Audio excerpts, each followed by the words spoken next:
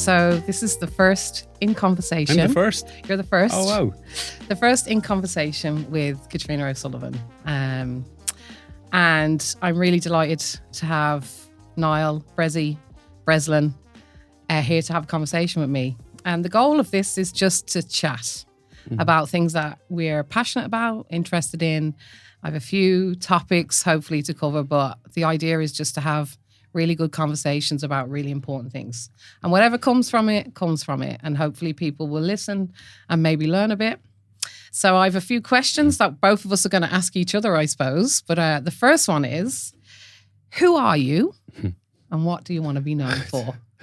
Let's go deep straight away. Who am I? I genuinely have to be honest. When it comes to my professional life, my mum said my CV should read throw as much shit at the wall and see what sticks, which is a very accurate description of my career to date. I've never enjoyed being put in a box. I've never put other people in boxes. And I've gone on this weird trajectory professionally. I've started as a professional athlete, worked in a bank for 6 days, fired myself. I gave a Tyler a loan for like 10 vans with no money in his bank account. So I was like, this doesn't seem right. So I got out of banking fairly quickly and went into music. And I was a musician, TV, all this kind of stuff. But music is definitely the most important part of my life. I always say sport is what I did, music is what I am. It does something differently to me. It's, I think, ultimately, through all the ins and outs and ups and downs of my life, it's what got me through it. But right now, where my life has pulled me is, and you can ask me, who am I? My life has pulled me by my values, and my value system fundamentally believes in one thing, and that's what I want to be remembered by, is that I honoured my value system. That's it. And my value system, number one, top of the list, is fairness. I believe in fairness. I believe that it should be applied. I believe it's a practical thing. It's not something that we theorise on. And part of my work in fairness is that there are certain things that happen in society that simply are not fair. And they don't need to be that way. And they're set that way. And especially in mental health, which has led me back into academia, which has kind of led me to set up my own, co-found my own charity, focusing on my value system and what I think will be the best way to support young people in this country, which is early prevention. Wow, that's amazing. So fairness is what you want to be known for. Yeah, but I think fairness is quite a broad word. Yeah, it is a broad word. But in terms of how we support people to flourish. And how I treat people. Yeah. Like I remember growing up that just being a huge core part of my family life. My dad was in the army. He was overseas most of my life. Most of my childhood, he was, peacekeeper with the UN all over the world. He'd be gone for a year, 2 years at a time. My mum, stay-at-home mother with 5 kids. But that was the one thing that was always absolutely instilled in us, that fairness is a huge part of life. And people use words like equity and equality. I think they all come under the label of fairness. I think it's something that I've fundamentally believed in. And to be honest with you, I think it's what I try to do, but I think society, I think the fundamental biggest issues we see in society comes from the fact that there's a fairness problem. Yeah. And I think that's what my interest lies in. Great. So who am I? I love saying Dr. Katriona O'Sullivan. It's pretty cool. It is pretty cool. Yeah, it's pretty cool. It's pretty cool in my case, particularly because of where I come from. But in any case, to become a doctor is amazing. My name isn't Doctor, though. My parents weren't that hopeful. So who am I? I am a wife, a mother. I am a lecturer. I'm a friend. I am a fighter. I suppose how I like to describe myself is I'm a girl who grew up feeling like I was worthless. And I felt like nobody cared. My whole life. My whole early life, anyway. I felt like nobody cared. I grew up really disadvantaged. I use the term poor to describe my community because, loads of us grew up poor. Where I came from in a council estate, but most people were kind of rich poor. They had a job, but it wasn't a great job, mainly serving people. But in my case, it was complete poverty, lack of food, lack of love, no hugs. And I suppose who I am and who I was then, I just felt like I was responsible for that. And like, it wasn't my family that taught me that. It was the school I went to, the policemen I experienced in my home, the expectation that was placed on me to perform the same as everybody else, despite the fact that I had little or nothing inside me to help me. And so who I am, I suppose, is a product of that, but that wasn't my destiny. You know, I was really, really lucky. I've been really lucky to kind of escape my destiny. And so when I think about who I am, it's kind of mixed, because there's some days where I still wake up and I feel the shame that I would have carried my whole life. But I also have this other part of me that's just really proud and really delighted that I have this wonderful life. So yeah, I grew up poor, drug addict parents, abuse, trauma, significant trauma. Lots of women experience trauma, but I experienced significant trauma. Early pregnancy, homelessness, addiction myself. And then I was so lucky to have found education. And I, through lemony snickety, like lots of little accidental incidences, got me to a point where I found myself in Trinity College doing an access program. And I discovered in that program a couple of things. The most important thing is that I'm really intelligent. And the second thing was that the world lied to me. That I was taught that I was a stupid girl. By everyone. And when you feel like a stupid girl, you act like a stupid girl. So you choose jobs and men and houses and all them things that reflect that feeling. So when I went to Trinity and learned that I wasn't a stupid girl, I began to do different things. And I went to Trinity, I graduated with a first class honours in psychology. Amazing. And then I got a PhD, became a doctor, and now I'm like a lecturer at Maynooth University and best-selling author. I think I just need to say as well, in the middle of all that, like getting therapy was like the game changer for me, and having that free and accessible. So what do I want to be known for? I think I want to be known for being fearless, for not being afraid to say the things that some people are really scared to say. Like the privilege of my life is that when you grow up like I do, there is this bravery. If it doesn't break you, it makes you really brave. And I want to be remembered for saying the things that need to be said to maybe help other people. And so, you know, I'm not afraid to say, that's not right. You talk about fairness. I'm not afraid to like fight for that. You know, so I want to be remembered for bravery, but also I want to be remembered just for the fact that I loved and I was loved, you know, and like the pressure sometimes of having graduated with a PhD and escaped, the pressure on me sometimes feels like I need to help other people because I'm here and they're not. And so I feel some pressure sometimes, like it's my responsibility, but there's another part of me that feels like I can help, so I should help. The hardest lesson of my life through all of the hurt in my childhood, through my parents' addiction, was actually going to Trinity and witnessing the privilege and seeing people not help, just accruing it all for themselves and not doing enough to help people like me. And that broke me because, like, you know, I'm not like just this entity on my own. I'm a sister and a daughter of people who are absolutely underserved by society and who are dying because of it. And so I want to be remembered for bravery, and I want to be remembered. I really want to change the world, like, and that sounds crazy. Like, people might listen, but I want to change things. I want to make it fairer.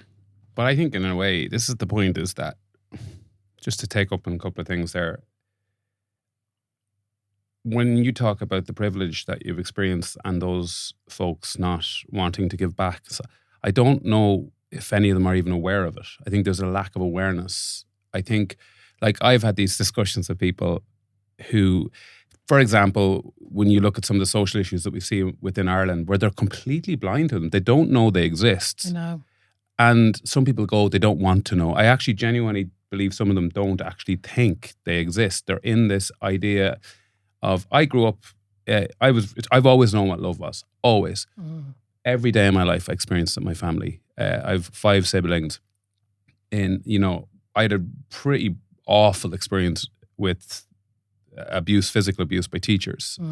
But there was always that love, and I knew what it was. And I felt, this is the point. This is the one word I always bring back to my childhood. I always felt safe at home. And safety became this thing that I started to look at in much more detail. It's such a crucial part of being a child. But when I look at privilege, and I look at my own, and I look at how lucky I was, we were never brought up with like wealth, or it was always a thing. Money was always a thing in our family because we had 5 kids, and my dad was an army man. My mum didn't work. But I always understood that I was lucky. I always did. But at the same time, when I started experiencing quite really difficult mental health experiences, there was a huge level of why would you experience this? And I did not know. And we talked about labels a little bit. Like one of the things, I went to Israel when I was 13. My dad was stationed there with United Nations. We lived in the border with Lebanon. And I always joke about this. There was peace in the Middle East for about 25 years till the day we landed in Tel Aviv. And it was full throttle, Hezbollah and the IDF knocking the bollocks out of each other. And we were in the middle of it. And that's the first time in my life I felt unsafe. There was nothing anyone could say to me. I didn't feel safe. There was bombs. And in context of what we're seeing now in Gaza, it's truly heartbreaking. This is just the experience of every child in Gaza now, is that they will never experience safety ever again, no matter what. That will never leave them. If they're lucky enough to survive it. And I think, to me, the experience, it comes back to this idea of safety. I think Ireland has this, in many ways, this is the thing. So I'm going on now. I interviewed Pascal Donoghue for the podcast. And one of the questions I asked him that upset him a little bit was, do you think Ireland is a neoliberal state? He was like, absolutely not. Look at our social welfare system. I know. That was his answer. And I said, respectfully, who I like, I have to be honest, he's a nice man. I said to Pascal, respectfully, I can tell you 10 reasons why we are. You can give me one reason why we're not. And the reason I brought that up is because when you look at someone like Pascal and Fine Gael and Fianna Fáil, I can understand why they've got such a blinding desire to be wealthy. Because Ireland was such a poor country. People don't realise that. Like my whole PhD is looking at our economic kind of trajectory through mental health. It was so impoverished. I know. So there's such a desire to be wealthy. And we've gone in this absolute drive for progress and drive for wealth. And in the process, we've missed the point. And the point is these basic fundamental social structures. Yeah. In our desire for wealth. But can I just come in? Of course. So, and it's funny because when you said about some people don't know, like I kind of disagree with that. Okay. And the reason why I disagree is this, Niall. Before I went to college, before I went to university, like I had very basic reasoning capabilities. Really. I didn't know about the world. I hadn't been taught to like hold information and critically compare it. I hadn't had that experience. I hadn't finished school. So I hadn't gone to university. I hadn't any capacity to really reflect. And education teaches you that. That's what a level 8 is. So I'm an educator and I know the levels, right? So level 8 university degree, basically, if you get one, it teaches you to be able to hold information in your mind and go critically evaluate it and then make decisions. Okay. So like when I went to Trinity, the experience of my brain growing was amazing. I never knew about inequality. I'd never heard of like methods, sociology, the history of the world, all these things, started to learn. And then my brain is firing. And as my brain is firing, I'm like, his brain is firing as well. Your brain is firing too, Niall.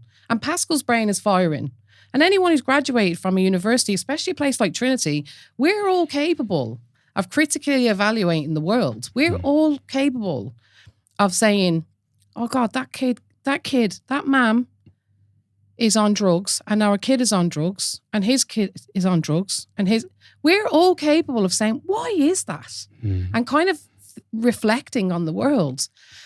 And for me, what I hold, so when you say they don't know, yeah, they've never lived it. They've never lived in the life that I lived. But they have the capacity to be able to really honestly reflect and see the world differently. And I think when you've become educated and you've had the privilege of an education, you have a choice. You have a choice to look at the world, whether it's diagnostic criteria, whether it's poverty, whether it's war. You've a choice to be able to say, it's his fault. You can basically apply really basic reasoning to things.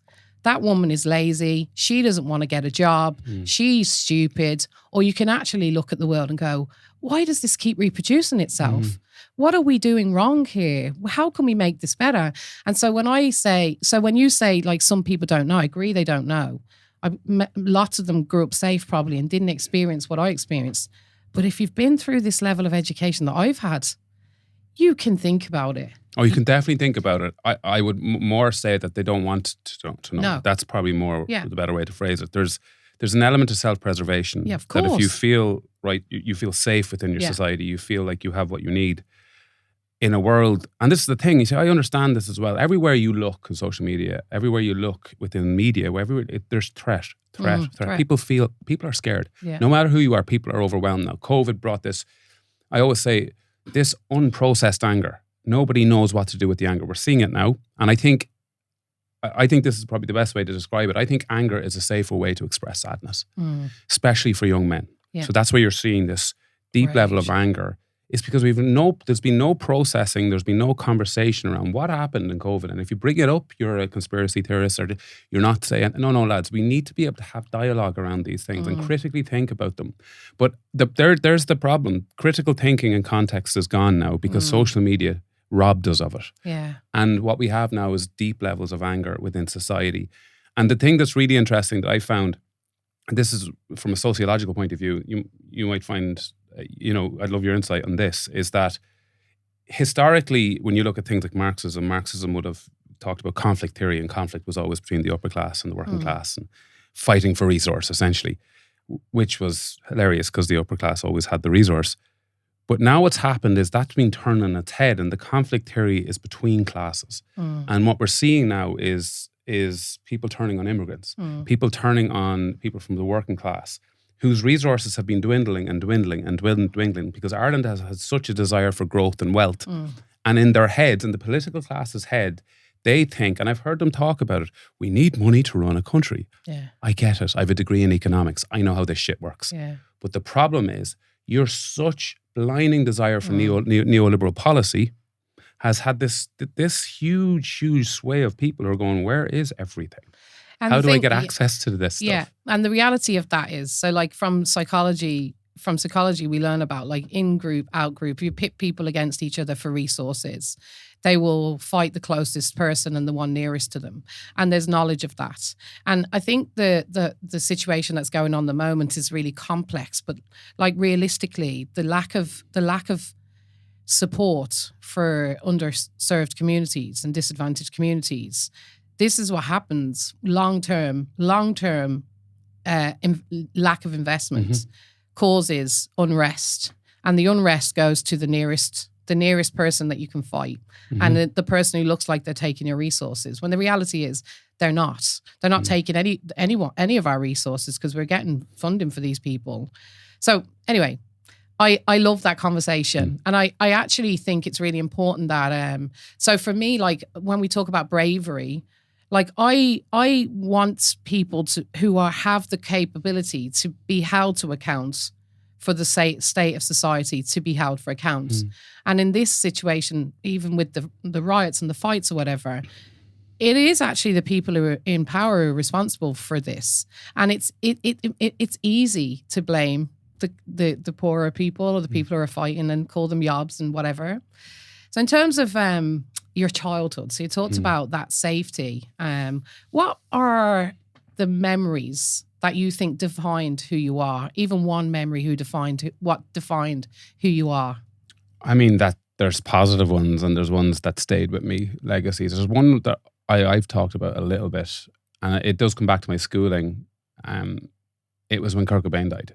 And Kurt Cobain was my hero. I obsessed. The only reason I ever picked up a guitar was because of Kurt Cobain. I was every day, every night at the same haircut. I wore the same clothes. I was so intrinsically obsessed with the music of Nirvana, like my peers were. Every one of us. We just loved it. Grunge was just our thing in the 90s. And I remember at the time I just came back from Israel and I was experiencing what I thought were asthma attacks. They were panic attacks. Nobody would tell me they were panic attacks, but I was having every night and I wasn't sleeping. I was losing my mind because I couldn't sleep. I felt so deeply uncomfortable in my own skin, but did not know how to express what that was. I couldn't talk about it, didn't know what it was. Which that grew into deep insomnia, self-harm, a pretty brutal number of years. But when Kurt Cobain died, I was walking into school and I saw the newspaper, and the newspaper had him with a shotgun in his hands. Like, it was obviously a press shot, but obviously with context of what happened to him, they used this shot, and on the front of it said, lead singer of Nirvana found dead. So I went into shock. I can only describe a shock. My whole world slowed down. I didn't know what was going on. I floated into school. I sat in the classroom and we kind of mumbled at each other, didn't know what to say. We didn't have time because our teacher walked in, a Christian brother walked in, and I was sitting in class and I don't know what made me say it, but I said, what happened to Kurt Cobain, to the teacher? And obviously they must have known because they knew. Like, it's like, say Taylor Swift died or somebody. That's the influence this guy had on us. And he punched my desk and called Kurt Cobain a coward. Oh. And I'll never forget it. Ever, ever, ever forget it. And never forget the shame of asking the question. And then in my own head going, Jesus, I'm not going to tell any people what's going on in my own head. Yeah. And the entire influence of my work, everything I've ever done with setting up the charity around education, was to promise myself I'd never let another child feel like that again. Because it was just I love that. weeks of shame. But I love that you're, that's so, like, that really touched me. I know, like, I loved Gaza, okay? Oh, my Gaza, yeah. No, like, I know. I totally get it, yeah. Yeah, I loved him. Like, Icon. I had a whole wall in my bedroom Icon. with pictures of him cut out. And I still know his birthday. I used to send him birthday cards. He was 10 years older than me. I was like, it's not too old. We might get married one day. But I loved him. And I, like, when you're young, particularly, like, some people really, I think role models in your world, or famous people, or people who do things that mean something to you, really affect us. Mm-hmm. Like, I think we diminish that. Like, I have a 16-year-old. We diminish how much their idols mean to them and how much, like, that them people matter. But, like, that story, even the Christian brother, like, the message of, like, don't speak about your feelings. He is ashamed. What he did was wrong. The shame of him. All of that together, it just sounds like such an imprinted memory and so horrific. It's visceral. I genuinely, be honest, I talk about it a bit because it still has that response in me. Because at the same time, I remember going home that night and to be fair to my parents, they talked to me about it. Yeah, of course they did. And my dad wasn't there at the time; he was overseas. And my mum was like, I remember saying something like, "Sometimes people's pain is too much for them," and But it was even saying the word suicide was still difficult. I think at the time it was still a cardinal sin in Ireland, which meant you couldn't be buried in the grave. Like, all of this stuff carried. And, like, this is the whole thing. You talk about shame. Shame is the most prevailing power, psychological power in any. I like, nobody's come to terms with how to understand it properly. No. And in that terms, I had no reason to feel shame. But the stupidest thing in the world is to tell somebody who feels shame not to feel it. But it sounds like you did have a reason to feel shame because you were feeling, you spoke, not that the shame is, shame is, your feelings are valid. Everyone's are, whatever they are. But, like, I can understand why you felt shame because of the way that man responded, but also what you were going through. And you were brave in the moment to ask the question, to actually say, I want to know why this man I loved is gone. And then to have this horrible person just cut you down and call him names. I can understand the shame of that. Yeah, and it's funny, like, I said, unfortunately in Ireland we weaponize shame. I always say we weaponized shame and gave the church the gun. Yeah. And that's what happened. And we started to use it on each other. And I just remember back that day, but that was kind of when I say that's not such a negative day, it's just a day that influenced me that still does influence me. And then there were days, like, I think back to the simple things. I still remember, like this sounds really weird, but I remember my mother rubbing my head watching TV. I love that. That's it. That's the stuff, because that's the safety thing. That was the simplicity. She'd be watching Casualty. She fucking loved Casualty. She still watches it. And it was just Saturday night TV when the week was done. And it was just that. And because there's 5 kids, if you got a rub of a head, you were lucky, because there's enough pains in the hole in the house. It's just stuff like that. It was just, remember, that's so the lovely. feeling of feeling safe as a child was something. And as you said, you talked about, you didn't feel that. You didn't feel that safety. And it's funny because 2 things that you're just my memory. So there's loads of memories, childhood memories that changed my life. When I was a teenager, like I was a chavvy girl. Like seriously, like I was smoking behind the bike sheds. It was bike sheds back then, and I'd roll my skirt up as short as possible in the hope that Gavin would fancy me, or whoever the boy was. Gaza might come in. Gaza might come in, but I was like a chavvy, angry teenager, you know, because hurt kids turn into angry teenagers, or quiet teenagers who you don't know what's going on with them. And I turned into a really angry teenager. And when I was in secondary school, like I had teachers who really didn't understand, who screamed at me, called me names. I never forget one teacher saying to me, "We just need to get you out of here. We need to get you out of here." But I had this one teacher, Mr. Pickering, and I wrote about him in my book. But this particular memory never leaves me, is parent-teacher meeting. And I'll never forget, because my parents never went to parent-teacher meeting. And it wasn't because they were bad people. My dad was really ashamed of himself, Niall. He didn't want to face the teachers telling him that he was letting his kids down, so they never went. But this particular evening, the door knocked. It was parent-teacher evening, and I was at home with my family, and the door knocked, and my teacher was at, Mr. Pickering, this wonderful English teacher, was at the door. And I remember thinking, oh shit, I'm in trouble. Because teachers come to your house only we're in trouble. And I remember calling my dad and saying, "Dad, my teacher's here." And my dad glaring at me and coming to the door. And I stood behind the door and I listened. And I heard Mr. Pickering say, "Mr. O'Sullivan, I really wanted to see you tonight at parent-teacher meeting. I'm sorry I missed you." And my dad mumbled an apology. He wasn't a shameless character, like a Benefit Street character. Like he was a broken man. Addiction robbed him of everything. And he said to my dad, Mr. Pickering did, "I just wanted the opportunity to tell you how amazing your daughter is. And to just say, I think you need to be doing more for her." Oh my God. And my dad apologized again. And he came in and went back into the living room. He didn't say anything to me. But honestly, Niall, behind that door, I grew 2 inches. You know, I really believe that every person we meet has the opportunity to light us up. You can either place a light in someone's chest or take it away from them. And I was so lucky that I met these teachers who placed lights in me. And that moment, I felt this brightness in my chest. And that's never left me. Like what he did for me actually changed how I felt about myself for the rest of my life. And I stood there behind the door and I just kind of grew 2 inches. I remember just thinking, Mr. Pickering thinks you're somebody. Mr. Pickering thinks you're special. And like that whisper has been the soundtrack of my life. The adults outside of my home who went the extra mile for me. And Mr. Pickering, that memory sticks with me forever. And it's something like you, when you talk about the situation with Kurt Cobain and what the Christian brother did. Like I try my best to go the extra mile for people. I really, really keep in mind how powerful it is for them to see you fighting for them. Like I watched him fight for me. And despite the fact that he fought for me, I still failed. Like within a year of that, I was pregnant and I left school because I couldn't face it.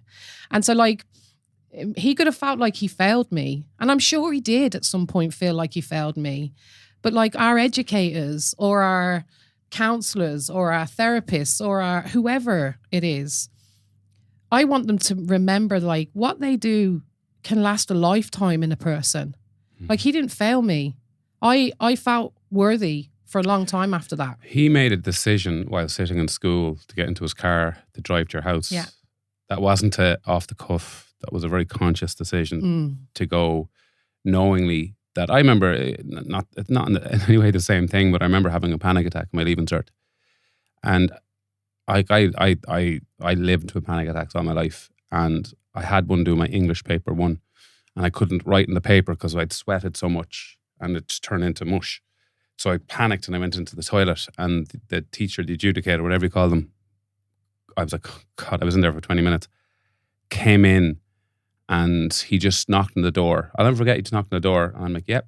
And he goes, you okay? And I'm like, yep. He goes, I'm going to wait for an hour when this is over. Finish your exams.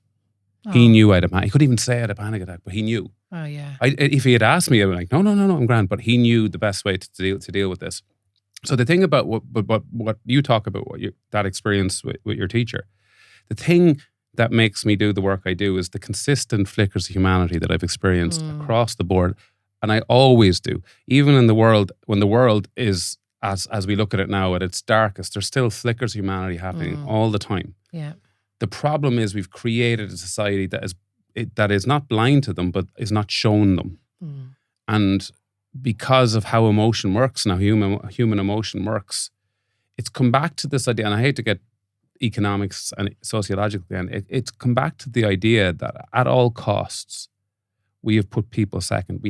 There's just no argument across new capitalism that the actual experience, and we're seeing now in an American election, they're talking about the American people. They don't care. They genuinely don't. And that's not, once you take that view of politics is generally there to prop up new capitalism. That's how it works. Because who funds these people to get into power? New capitalism, neoliberalism. So the whole thing, in saying all that, I know politicians who are unbelievable people, that are good people with big hearts, that want to do right and want to look at things like poverty and social inequality and mental health. A lot of them don't know where to start, and a lot of them, when it comes down to it, has to make a decision based on what's going to get me power. I know. And it's about the preservation and seeking of power and not about people. And that's how I look at politics. And you know what? It's sometimes when you describe it. So like, and I know this too. It's funny because like you sound more forgiving than me. No, because we've had this on my podcast. You were like, shut up. No, totally but it's not that you do understand it in a way. You have an understanding of it. I do too, but I've had an experience of it. I haven't experienced it like you have. Yeah, so I have the other side of it where it's like, actually, it's never okay for them to choose power over people. It's never okay because the consequence, and actually the reality of it. So I did the keynote. I was the secret keynote for the Department of Further and Higher Education. No, it was amazing, Niall. I know it was, but I'd say they loved it. Good. Because like the people who work actually on the ground in them places, they do care. Same with the health system. Amazing people. But I did a cost-benefit analysis, right? I actually took my life and I said to them, I put the investments, the investment in my life, in my education, in my free grants, in the childcare that was given to me, in the scholarship that I got. I did a cost-benefit analysis of like how much was saved for the state. For the state, yeah. For educating me. And I was like, so like the reality is the economic model of not solving poverty is flawed because the cost of poverty is massive in terms of health, well-being. I know we don't like the world, but in terms of health costs, in terms of education, employment, taxation, all these things, it's massive. So I did this really good cost-benefit analysis and demonstrated to them not only how much they'd saved in terms of me, but my children. Because my children are now in education. They're about, my middle son is just finished first year, fingers crossed. But so the choice of power it's not long-sighted. It's short-sighted. It's like 4 years or let's get the vote next. There's no long-sighted view of actually if we really did some strategic things to resolve poverty or, to support families, then we could actually be richer. But in essence, that highlights the fact that the political system does not work. It does not work. Cyclical election cycles with two parties does not work. Yeah. That's your problem. Democracy does not function without truth. And truth is becoming less and less relevant. So what we're seeing now is this kind of, what I would call a turning point in democracy. Democracy is crucial, but things like poverty and the mental health, so you look at mental health, the thing we do with mental health is we silo it. So we see it as a health issue and we treat it as a health issue and we pathologize it. Yeah. And we depoliticalize it. So, for example, it allows people to sleep at night who make decisions when they see, for example, with the CAMS report, children being put on 6 different types of psychotropic medication unmonitored without a clinical governance at HSE level. It's all right for them to sleep at night when they realise there's psychiatrists in Dubai diagnosing children in Kerry over Zoom and putting them on drugs. It's all right for them to sleep at night when they say, well, there's not kids waiting 3 years for mental health care. So what happens is it becomes easy for us to say the broken person is your brain. That has been the shtick we've had around mental health for 200 years. It's your brain. Your brain is broken. Actually, the first people who started treating mental health properly were the Quakers. And the Quakers, Duke said, listen, if somebody's struggling mentally, we're going to take them to our farm, we're going to feed them well. We're going to allow them rest. We're going to get them away from their environment where they're overwhelmed. That they were the starting point. That was called moral intervention or moral management, as it was called. And somewhere down the line, we're like, no, the brains are broken. And then we had eugenics. We can't let these people reproduce. They're still sterilizing. They're still sterilizing women. But you know who was the biggest US? sterilizing?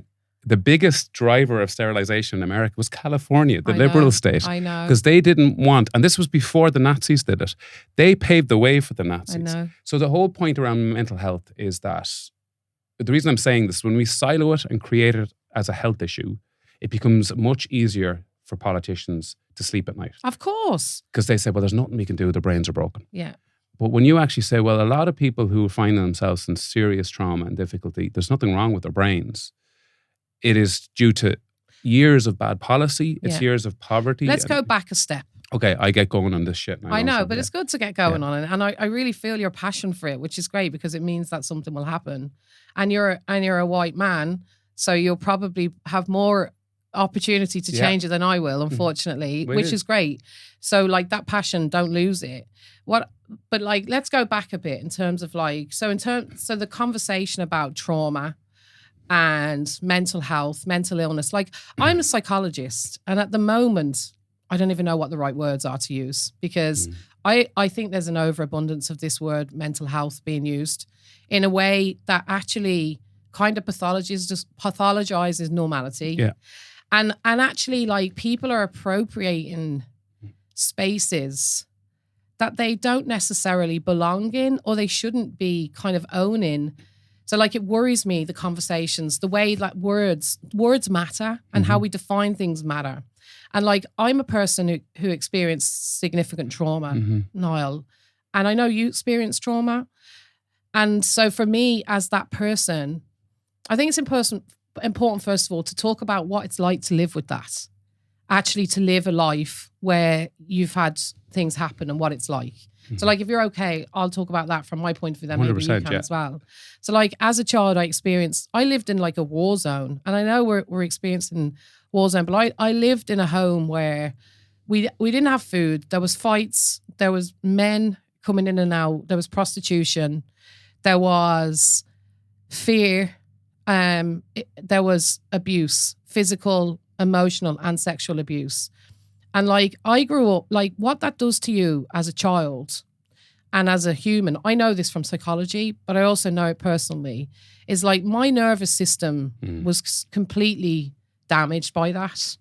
And my ability to trust people in the world was completely broken. And my perception of people in the world was actually really badly affected by what I experienced as a child. As in like I would perceive threat in spaces where there wasn't threats. And I still do sometimes. Like it's not gone. Like it doesn't go fully. But like the living with trauma as a child, but as an adult, as a child, it really affected my capability to participate in education, to actually listen, to sit and listen. Of course it did. And in this world where every child is expected to do the same, at 5 years of age, we're sent into school and we're expected to sit for 4 or 5 hours and listen and learn exactly the same as each other. Like I was incapable of that because of what I'd been through. But like what happens is for me, that experience of not being able to learn like everybody else reinforces the shame and the difference that I already had from the trauma.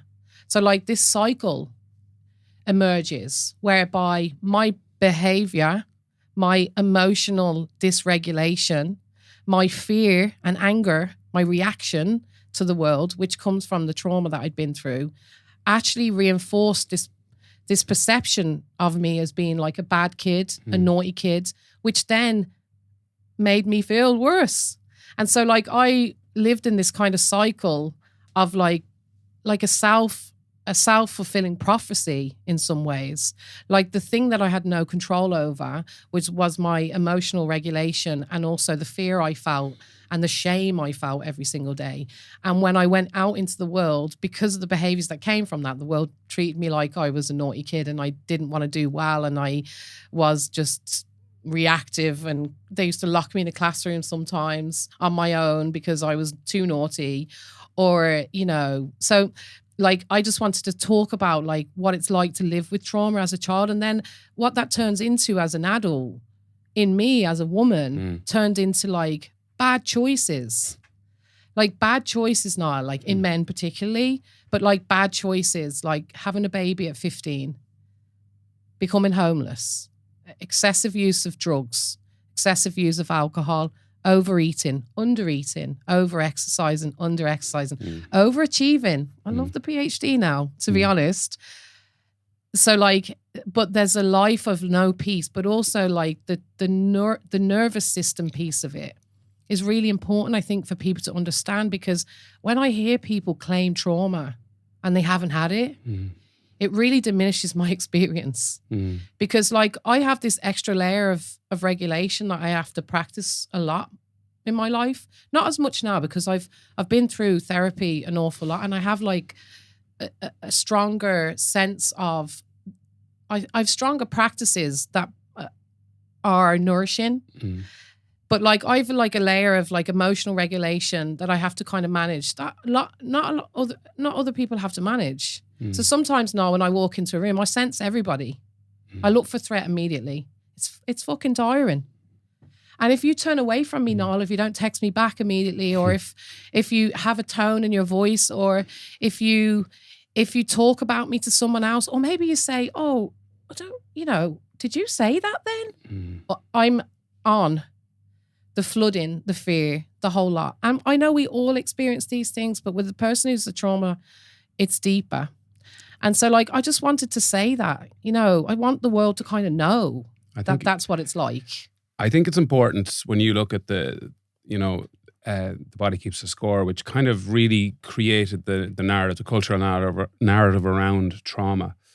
And in my case, I think it's really important you talked about your central nervous system and what it does to the central nervous system and the parasympathetic and sympathetic responses. Because like when it comes to biology, I think this is actually quite relevant to mental health, because I think if somebody's experienced what you've experienced, their sympathetic nervous system is going to be shot. They're going to see threat everywhere, because that's how you survived. That's how you adapted. You wouldn't, and that's exactly what you should have done.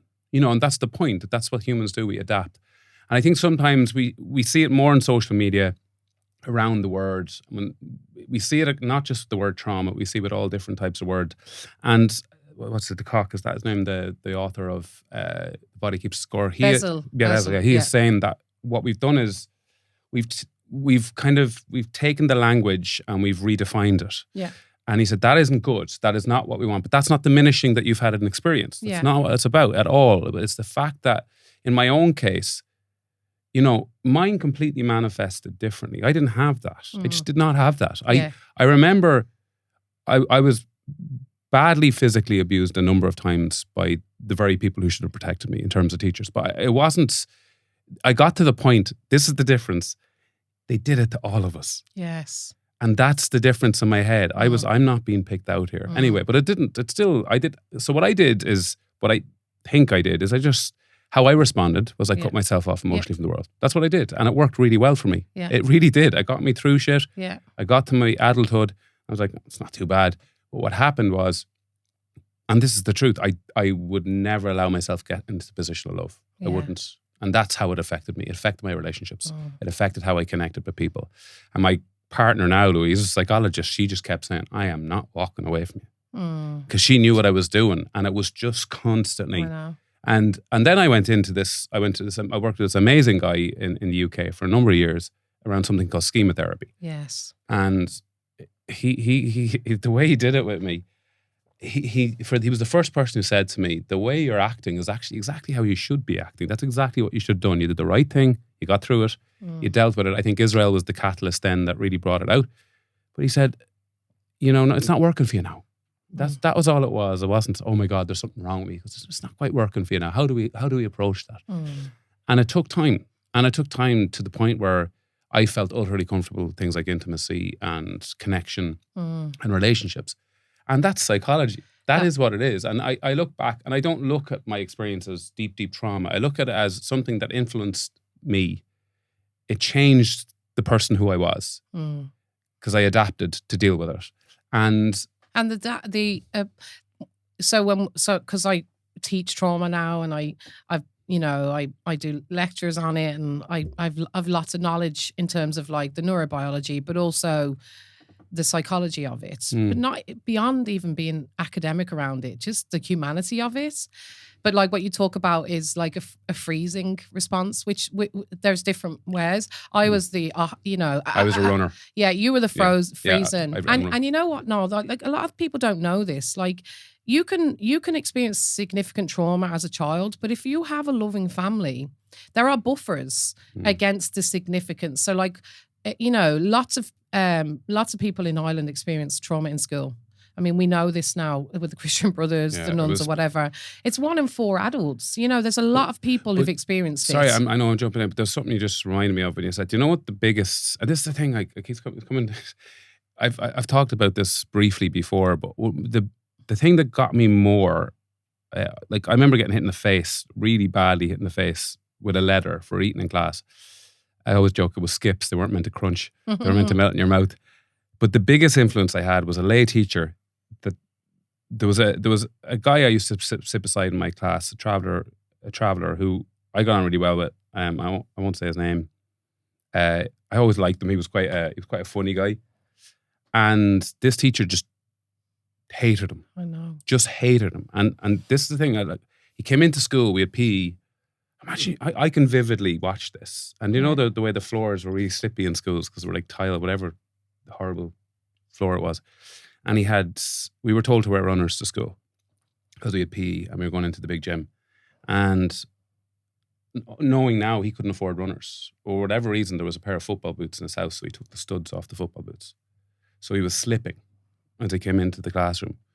And the teacher said, what are they? And they were like, they're runners. I remember, and he couldn't say that I don't have runners. When I say he was beaten, he was beaten to the point where the teacher had white stuff coming out of his mouth hitting him, and he had a leather. And he was hitting him with the force of a fully grown adult. And you could see your man's hands starting to shine and swell, both of them. And he sat down beside me with those mathematical sets because they were cold, and just put them on his hand.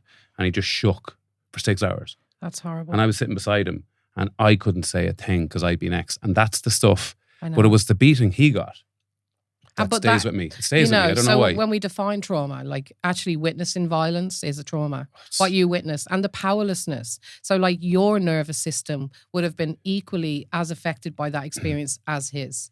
And so, having that happen to you, but also witnessing it, that's why growing up in a home where there's violence, where there's addiction, it is traumatizing.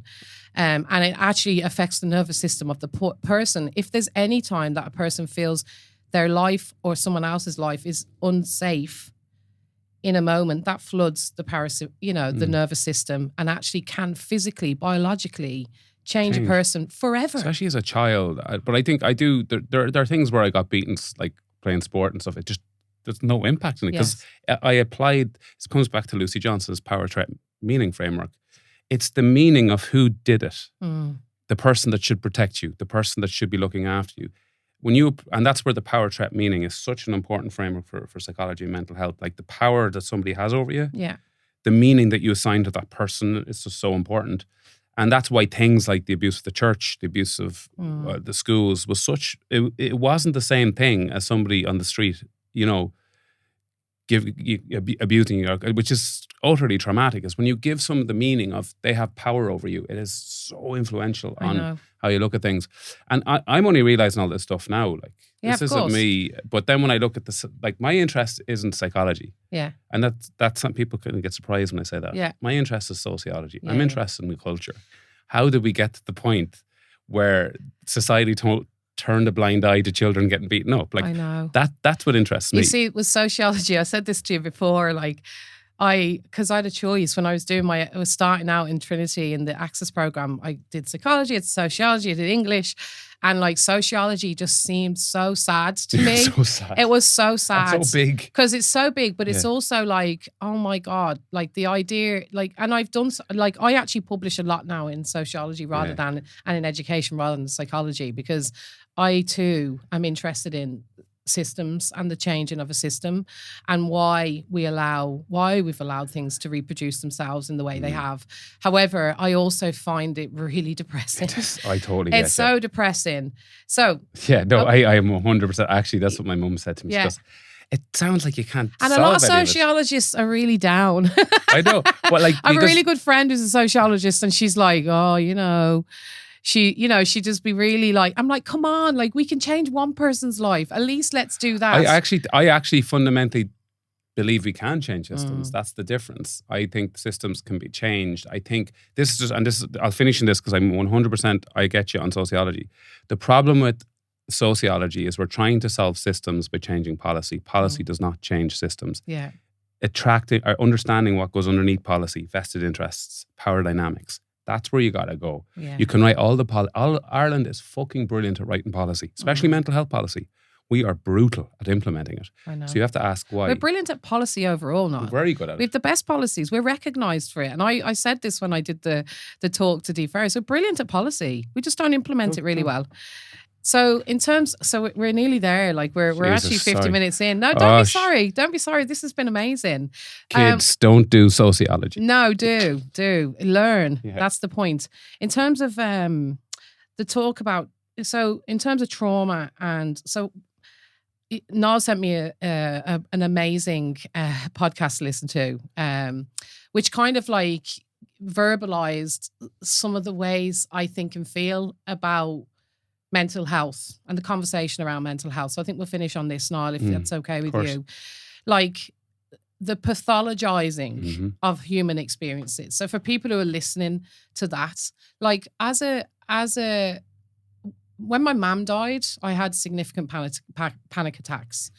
Like I really did, to the point, like I had this sense that I was choking, and the choking, it wouldn't go away. I felt like there was food always stuck in my throat. And I eventually went to the doctor, and the doctor diagnosed me with depression and anxiety. And honestly, I felt great that I had some name for what was wrong with me. And I was given a prescription for an SSRI. And honestly, that really helped me at that point in my life, because I was on the edge. I think I was finally at the point where I was either going to die. Honestly, I was going to end my life. And I don't want to say that, we don't talk about suicide or suicide ideation, but at this period of my life, I'd gone on a walk with Dave, and I'd said to Dave, my husband, who I love and he loves me, I'd say, Dave, like, if I'm not here, make sure the kids know that I love them. And he'd said, Jesus, love, like, why are you saying that? I said, because I don't know if I'm going to last. And anyway, when I went to the GP, I felt relieved that I'd been given this diagnosis. And she gave me a prescription. And honestly, for the prescription really helped me for about 2 or 3 months. I got this lift. I got this like neurological lift from it.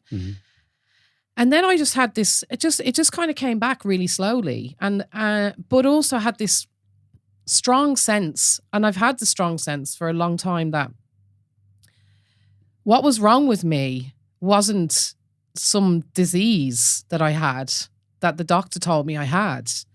What was wrong with me was very clear. Like, Niall, I grew up extremely poor. I had no support in my life for a long time. I had a child at 15. I was lonely. Nobody taught me or gave me the opportunity to express my emotions, to actually feel and be allowed to feel it. And going to the doctor, getting a diagnosis, it helped. And I would not judge anybody or tell anybody to do anything different. But for me, I think we need to really start thinking about how we let people think there's something wrong with them when actually there is something wrong. It's not them. It's actually the things they've been through, the world that they live in, the power dynamics, maybe the social inequalities that they've been through. And so I think you sent me this podcast. It was really great, really amazing. But I think maybe you could talk a little bit more about your views on this or your experience of this. It's a really good kind of summary of somebody in that position who the world just feels. I was an SSRI for 14 years. And it brings me back to my good friend, Dr. Tony Bates. He said the first question that should be asked by any professional when somebody walks in through the door is not what's wrong with you, is what happened to you. That has to be the starting point. That's the context. Without that context, you are pathologizing somebody's experiences. And what I mean by that, so what I've seen happening is there's been an absolute well-intentioned, positive drive to try and understand human suffering in every way, throughout the generations, throughout the decades. For hundreds of years, we've tried to understand it. We've done some barbaric things to humans in the process. We've done things like lobotomies. We've had insulin coma therapy. We've had ECT. We've had all these things. And Dr. Brendan Kelly calls it therapeutic enthusiasm. To me, it was therapeutic desperation. We were constantly trying to figure out what is wrong with this person. Why is their brain broken? Now, listen, the reason the chemical imbalance theory, which we now know through evidence and efficacy, is not, there's just no evidence to say that these things are caused by a chemical imbalance in the brain. And we have to say that out loud. That has to be said. That's the informed consent that medical professionals have to bring to the table. These things might work for other reasons, 100%. But for the reasons that we've been told for so many years, there is no evidence. There may be evidence, but we haven't found it yet. So that's just that's the factual element of it. What neoliberalism does, and this is why economics is so important here, it does four things. It pathologizes normal human distress. It commodifies normal human distress. It depoliticalizes normal human distress. By telling people they have a broken brain, it gets politicians and policymakers off the hook for their terrible policies that lead to poverty, that lead to people not being able to get access to health. It allows them to get out of jail for free. That's what it does. And then the other thing we've done with it, when I say we've commodified suffering, is we've turned it into this bright-sidey thing. Like, I've experienced acute depression once in my life, and I cannot even define it to you. I cannot tell you what it was. It was nothingness. It was, to this day, I will not give you an accurate, I've not read a description to understand it. Nobody could tell me. And I think what we've done is when we've kind of slightly glorified this a little bit. And when I say pathologize, people will say, well, what do you mean by that? Giving a medical label to a social issue only serves one group of people. It does not serve the person. I think a diagnosis is important. I think it actually is, to be honest with you, because it allows you a diagnosis with adequate multidisciplinary approach. So you walk into me, my mum has died, I'm having panic attacks, I feel so deeply low. I would be in my position would be, it's very important that we put a team around that. Therapy has to be part of the equation. Psychotherapy, in your case, is absolutely part of the equation, because when you look at your childhood, it's a huge part of the person you've become. I look at all these different things, and I spoke at I won't name a very prominent health conference to a number of GPs who I have a lot of sympathy for, because they know we don't have a system to refer people into. They know there's waiting lists for 2 or 3 years. They know when somebody comes in deep distress into their office, they don't know what to do. No. They've 15 minutes to talk to this person. I know. So they feel that the only option, and it might be the right option, but the only option is to medicalize. And I think what that does then is, when I was told I had depression, I had clinical depression, I then said, well, it's no point in trying to get better now, because it's my brain. There's nothing I can do about it. It disempowered me in a way. When I actually started to work through the schemas that I was experiencing, I was like, right, hold on a sec. Maybe the way I'm feeling is exactly how I should feel. Yeah. It's that Krishnamurti quote. Yeah. It is no measure of health to be well adjusted to a profoundly sick society. And this is the point. The way I would argue, I would pathologize you if you didn't feel the way you were feeling. Exactly. That's what I would do. It was a normal response. It was a perfectly acceptable human response to the deepest, shittiest fucking trauma anyone could experience. And this is the thing. So when I look at health systems, if we try to solve this mental health crisis, and I don't like using that word because it once again it creates sensationalism around it. With our health system alone, we are fucked. I think because as well, it's not just a health issue. Yeah. And I do want to say, okay, because myself and yourself are really privileged in the fact that like we've both had the opportunity to like really reflect and review the evidence.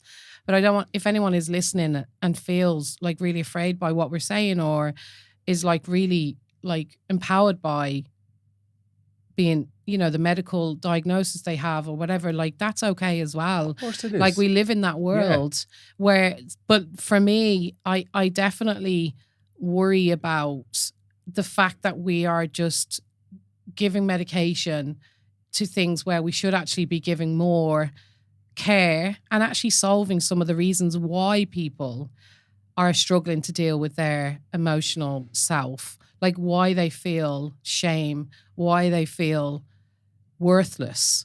And for me, like a lot of the harm that was done to me was done because of bad policy. Like we were all corralled together, all of us, poor people, all of us corralled together into communities and were systematically underserved. Our schools were underfunded. The opportunities for us to get other jobs, other lives, to thrive were limited. And like whole communities of people feel ashamed and feel low self-esteem and feel like failures. And now we have like this system of like, let's give them a prescription. And that prescription might be methadone. You know, it might be an SSRI, it might be an antipsychotic, it might be something else. But the reality is like, I definitely think we need to be more loving and caring and actually think about how we solve them problems. It's very important to point out this isn't our opinion. This is the World Health Organization's opinion. Yeah. Their definitive policy for the last 15 years, and everything they've written has said we have to start with the social environment. Of course. That's the starting point. Of course. This is the thing when you see biopsychosocial. That is always the term you see. Yeah. That's important because there are all these elements to it. But unfortunately, the only show in town now is because it seems easier to fix that than to actually admit that we have social problems. People don't want to do that in a country that is perceived as the wealthiest country in Europe, that has a GDP rate beyond any other country in Europe, that has full employment. Economic metrics, I know this because I studied economics. I can tell you they're a very blunt instrument to judge a society. Judge a society and how it treats its most vulnerable. Exactly. And ask yourself the question here, are we doing a good enough job? That does not mean that you have to lose something to give somebody else something. No. And this is the thing. This is why it's so overwhelming. And this is where I want to come back to this before we finish, because I remember you saying that I have more faith in politicians than you might have. It's not that. You might have more faith in people than me, Niall. No, I definitely have faith in people, but that's why I do this, because I believe, and this is my honest to God belief, and I want to finish with this. I fundamentally believe that a country with a population of 5 million, not much bigger than Manchester, Greater Manchester, that is internationally respected, that is punching well above its weight internationally, that has a relative political economy and political stability, we can be world leaders at mental. We could actually set the bar of the case study of what to do, and we could say to the rest of the world, this is how we're going to do it. This is how we're going to frame it. But it's going to take some serious courage and leadership. And the thing, that's not optimism, that's not me being blind. No, I actually fundamentally believe, that we can but the reason it's overwhelming is because it requires us to change our entire economic paradigm. It does. I know. And are Fine Gael or Fianna Fáil going to do that? Are Sinn Féin going to do that? But it's not just the Fianna Fáil and Fine Gael don't exist separate from who votes for them. So that's the reality. So it's the people who vote for them that need to consider that. So they are a voted in party. They don't just come in and lead us through without a process. So like it's the people that that's actually democracy. Exactly. So last thing, we'll finish now. That was an amazing conversation. I want to finish on this. What is the best advice you have ever received?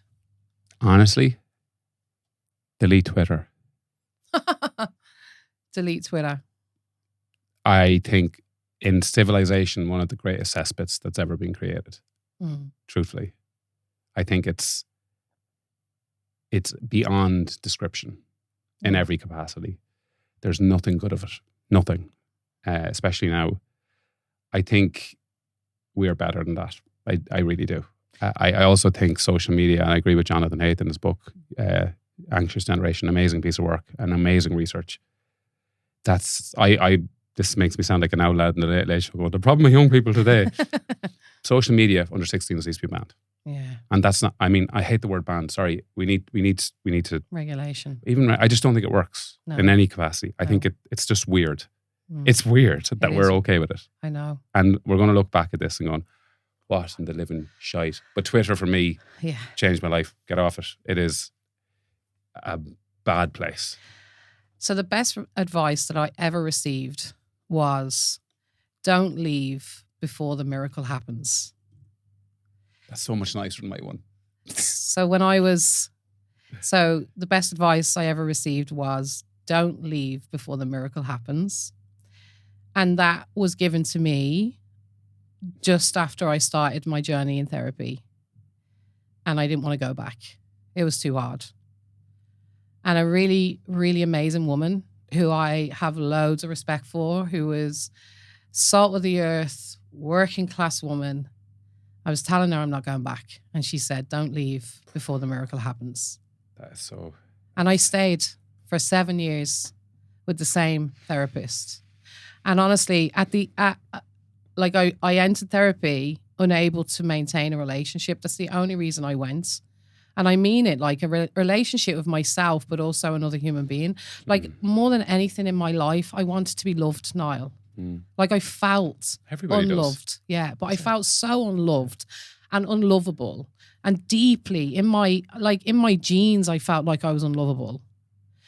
And I went to therapy because I wanted to be loved. And I wanted to be able to be in a relationship with another human being who I loved and to let them love me. And I'd met people who were willing, but I couldn't let it happen. And I started the therapy and we started to get deep. And I said to my friend, I'm not going back there, it's too hard. And she said, don't leave till the miracle happens. And at the end of the therapy, I was in love with the man of my dreams. And I was actually capable of allowing him to give me love and me to give him love. I'm not going to get into psychoanalysis now, but what did that feel like? To be loved. What was the physical feeling? You know what it's like. I have my childhood. If you imagine a house that's built on unstable foundations, so when the wind blows, the house moves. And being loved and being able to love has stabilized the foundations of me. And that's what it feels like. So when the wind blows, because the wind, you don't always feel difficulties. So when it's good, it's easy not being loved but when the wind blows, it's stable. And that's amazing. Honestly, Niall, my deepest fear was that I was unlovable. My deepest, darkest, that thing that you lie in bed at night and you won't ever say to anybody, but you have this belief about yourself that just transcends everything, was that I was unlovable. And to discover that I am and that I'm capable of it is just a game changer. And that's my greatest achievement. People talk about the PhD, they talk about Trinity. None of that matters. The capability to love and give love is the ultimate achievement. And the thing about that, and I'll just finish, is I think that's at the core of I think that's it. Yeah. I think like all this shit I've been talking, all the complicated, that's actually at the core of everything we see. Yeah. Every riot we see, it's all at the same things about the individual. And that's why, that's why we care about this stuff, is that it doesn't have to be like this. And I think you've experienced and shown that. Yeah. And I think for different reasons, never let myself be loved, I suppose was the other one.